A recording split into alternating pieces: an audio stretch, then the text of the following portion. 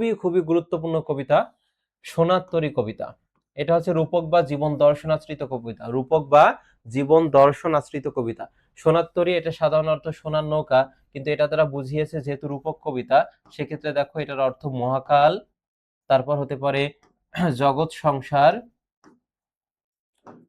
জগৎ সংসার, আর একটা হচ্ছে প্রবহমান সময়,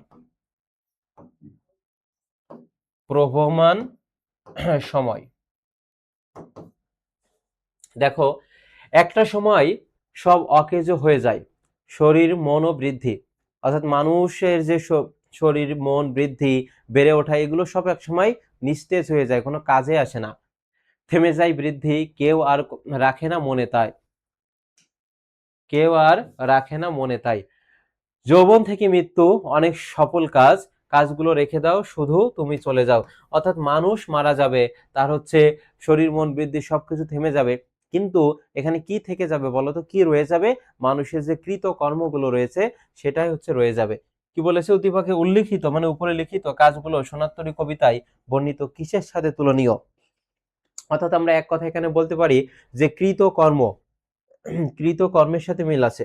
কার সাথে তুলনীয়? কৃত কর্ম। এটাই যদি তুমি লিখতে পারো কৃত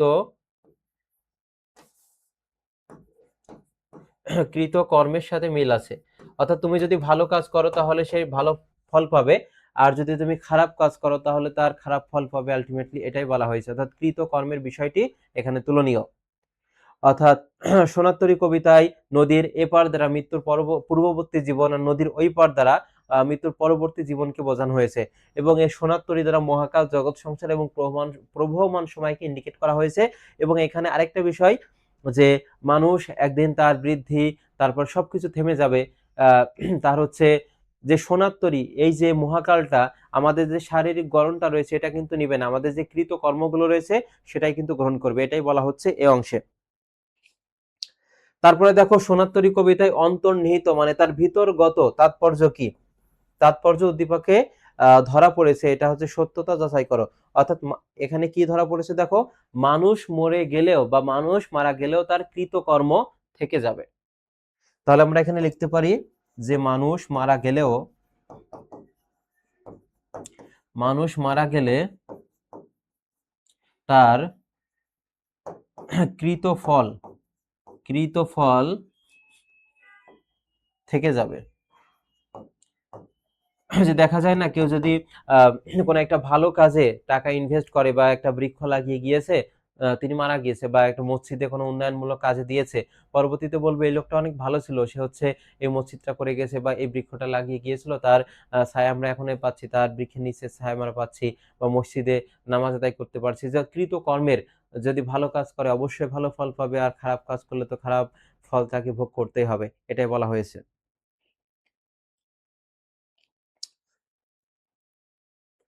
আরেকটি দেখো,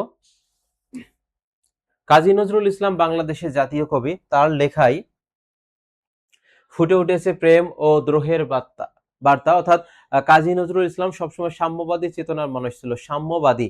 উঁচু নিচু ভেদাভেদ যেগুলো সেগুলো একেবারে পরিহার করেছে, সবসময় সাম্যবাদী চেতনায় বার্তা একটা দিয়েছে তিনি।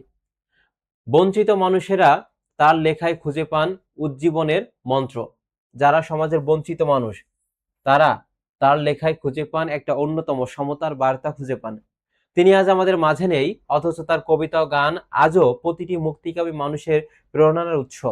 তাই তো তিনি মরেও অমর হয়ে আছেন আপামর জনসাধারণের মাঝে, মানে যে সাধারণ জনগণ আছে তাদের মাঝে তার যে কৃতকর্মের জন্য অমর হয়ে আছে। এখানে কি বলছে যে সোনার তরী কবিতার কোন দিকটি উদ্দীপকের কবির সাথে সাদৃশ্যপূর্ণ? অর্থাৎ আমরা এখানে বলতে পারি যথাযথ মানুষের যে অধিকার প্রতিষ্ঠা, এটা যথাযথ মানুষের অধিকার প্রতিষ্ঠার দিকটি, মানুষের অধিকার প্রতিষ্ঠার দিকটি এখানে ফুটে উঠেছে। অর্থাৎ কাজী নজরুল ইসলাম সবসময় সাম্যবাদী চেতনায় কিন্তু লিখেছে।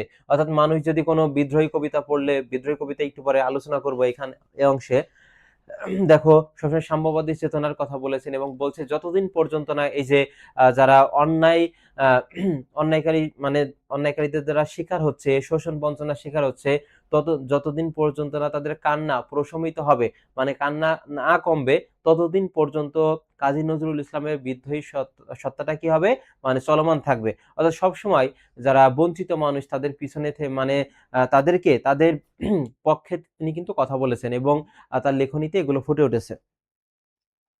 কর্মী নয়, কর্মই অবিনশ্বর। হ্যাঁ, এই দেখো, কর্মী নয় মানে ব্যক্তি, ব্যক্তি নয়, ব্যক্তির যে কৃত কর্মগুলো আছে সেটা হচ্ছে অবিনশ্বর, মানে এটা নশ্বর হবে না, শেষ হবে না, এটা হচ্ছে থেকে যাবে। অর্থাৎ অবশ্যই ভালো কাজ করতে হবে জীবনের প্রতিটি পর্যায়ে, তাহলে পরবর্তীতে তুমি যখন মারা যাবে, আমরা যখন মারা যাব, তখনও আমাদের এই কৃত কর্মগুলো মানুষ মনে রাখবে। এজন্য বলছে এখানে কি, যে কর্মী নয়, কর্মই হচ্ছে অবিনশ্বর। বিদ্রোহী কবিতা থেকে গুরুত্বপূর্ণ প্রশ্ন রেখেছি।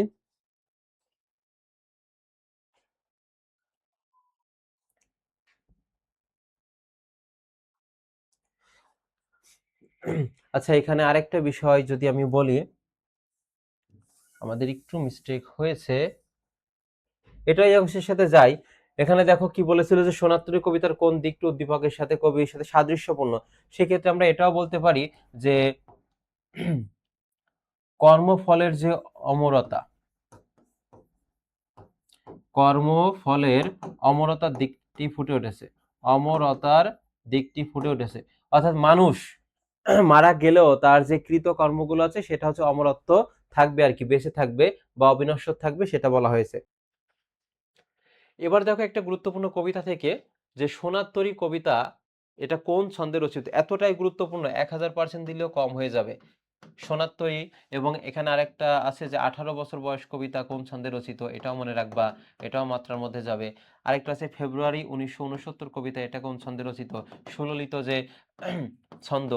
এখান থেকে আবার অন্য ক্যাটাগরি প্রশ্ন আসতে পারে, যে সোনার তরী এটা প্রতীকী বা রূপক আশ্রিত কবিতা, সোনার তরী এটা কিসের প্রতীক। তিনটা বিষয় মনে রাখবা। একটা হচ্ছে দেখো, এটা অপশনে থাকতে পারে জগৎ সংসার, জগৎ সংসার থাকতে পারে যেহেতু এটা প্রতীক কবিতা। তারপর থাকতে পারে প্রবহমান সময়, প্রবহমান সময় থাকতে পারে। আরেকটা হচ্ছে মহাকাল। এই তিনটা থাকতে পারে, তিনটার একটা অপশনে থাকবে যে সোনার তরী এটা হচ্ছে কিসের প্রতীক। সেক্ষেত্রে দেখো জগৎ সংসার, প্রবহমান সময়, মহাকাল। এইখান থেকে সৃজনশীল প্রশ্ন তোমার আসবে, কারণ সোনার তরী এটা সাধারণ অর্থ হচ্ছে সোনার নৌকা, কিন্তু যেহেতু এটা রূপক বা জীবন দর্শনাশ্রিত কবিতা, এজন্য এটা রূপক অর্থে কি অর্থ দিয়েছে সেটা দেখো, জগৎ সংসার, প্রবহমান সময়, মহাকাল। এই যে আমরা এখানে বলা হয়েছে নদীর এপার, নদীর এপার দ্বারা মৃত্যুর পূর্ববর্তী জীবনকে বলা হয়েছে, আর নদীর ওই পার দ্বারা মৃত্যুর পরবর্তী জীবন, পরকালকে বোঝানো হয়েছে। এখানে আরেকটা যে মূল থিম সেটা হচ্ছে মহাকাল ও মানুষ। অর্থাৎ তুমি যদি ভালো কাজ করে যাও তাহলে তুমি কৃতকর্মের যে ফলটা পাবে ভালো, এবং খারাপ কাজ করলে তো আলটিমেটলি তুমি খারাপ ফলই পাবে। এটাই বলা হয়েছে এই সোনার তরী কবিতায়। এবং এইখান থেকে আরো যে প্রশ্নগুলো আসে, যে ছোট ক্ষেত বলতে কি বোঝানো হয়েছে। ছোট ক্ষেত, সেটি হবে দেখো, ছোট ক্ষেত দ্বারা পৃথিবী বা দুনিয়াবি যে জীবনকে সেটা বলা হয়েছে, পৃথিবী বা দুনিয়াবি জীবন। গত বছর যশোর বোর্ডে এসেছিল যে বাঁকা জল কিসের প্রতীক, এটা এবারও কোনো না কোনো বোর্ডে কমন পাবাই, যে সোনার তরী কবিতায় বাঁকা জল কিসের প্রতীক। দুইটা, একটা হচ্ছে দেখো থাকতে পারে অনন্ত কাল স্রোত, অনন্ত কাল স্রোত, বা আরেকটা হচ্ছে প্রতিকূল অবস্থা। বন্যার সময় কিন্তু প্রতিকূল অবস্থার সৃষ্টি হয়, অনুকূল হচ্ছে পজিটিভ আমাদের সাথে, সেটা আমাদের পক্ষে। এটা দেখো অনন্ত কাল স্রোত বা প্রতিকূল অবস্থা। যদি বলে সোনার তরী কবিতায় মাঝি কিসের প্রতীক, সোনার তরী কবিতায় মাঝি হচ্ছে নির্মোহ মহাকাল, নির্মোহ মহাকালের প্রতীক। এরপরে যদি বলে সোনার তরী কবিতার মূল ভাববস্তুগত বিষয় কি, সেক্ষেত্রে হবে দুইটা, একটা হচ্ছে মহাকাল ও মানুষ, মহাকাল ও মানুষ। এই কবিতার আরেকটা মূল থিম হচ্ছে কৃতকর্মের ফলের অমরত্ব লাভ, কৃতকর্মের, কৃতকর্ম ফলের অমরতা। মানে মানুষ মারা গেলেও তার যে ভালো কাজ যদি করে যায়, কোনো একটা মসজিদ নির্মাণ করে যায়, বৃক্ষরোপণ করে যায়, তাহলে ওইগুলো মানুষ ভোগ করবে এবং তার জন্য দোয়া করবে, এটাই। অর্থাৎ তার যে কৃতকর্মগুলো থাকে সেগুলো মানুষ মনে রাখে।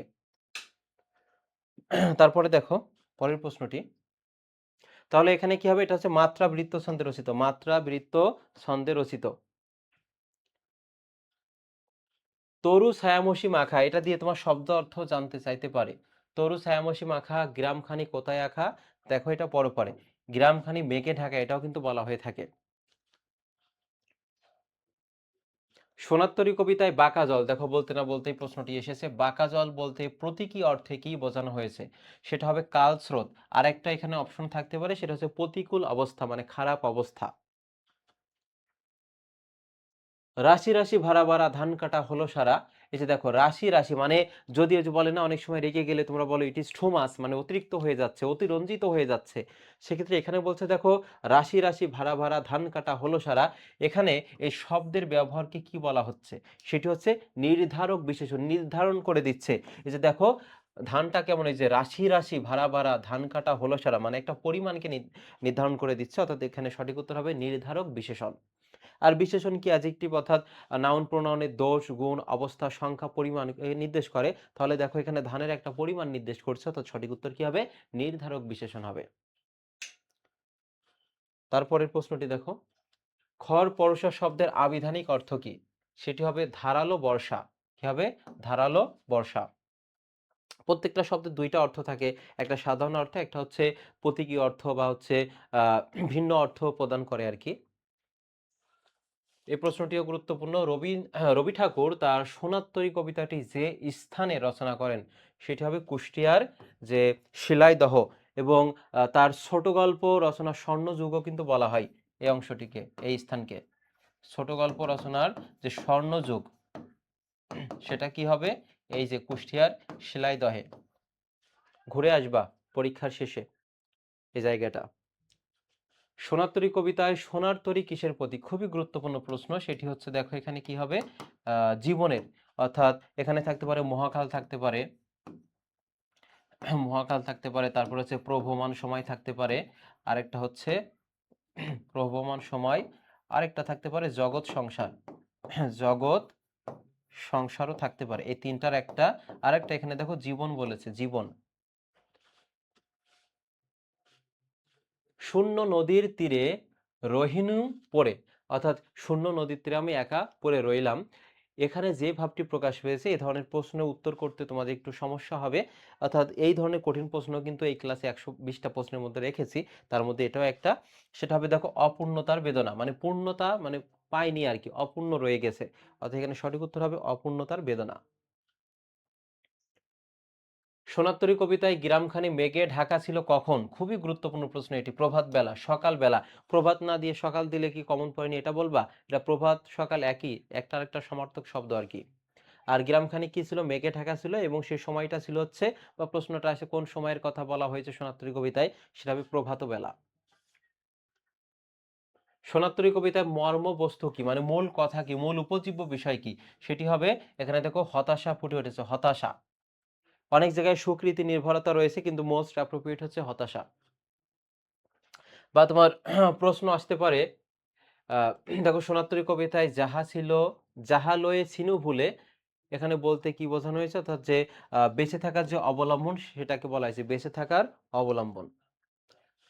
সোনার তরী কবিতায় ছোট সে তরী বলতে কি বুঝিয়েছে? মহাকালের পরিধিকে, মহাকালের, অর্থাৎ আমাদের দুনিয়াবী যে জীবন সেটা যে সংক্ষিপ্ত, তাকে ইঙ্গিত করা হয়েছে, মহাকালের পরিধি। সোনার তরী কবিতায় মহাকালের প্রতীক কোনটি? অর্থাৎ মহাকালের প্রতীক এখানে মাঝিকে বলা হয়েছে, মাঝি, নির্মোহ মহাকাল। সোনার তরী কবিতায় আমি একেলা বলতে এখানে কাকে বোঝানো হয়েছে? নিঃসঙ্গ কবিকে, নিঃসঙ্গ কবি। রবীন্দ্রনাথের সোনার তরী কবিতায় তরীটি কিসে বোঝায়? সেটা দেখো সঠিক উত্তর সোনার ধানে। কিসে বোঝায়? সোনার ধানে।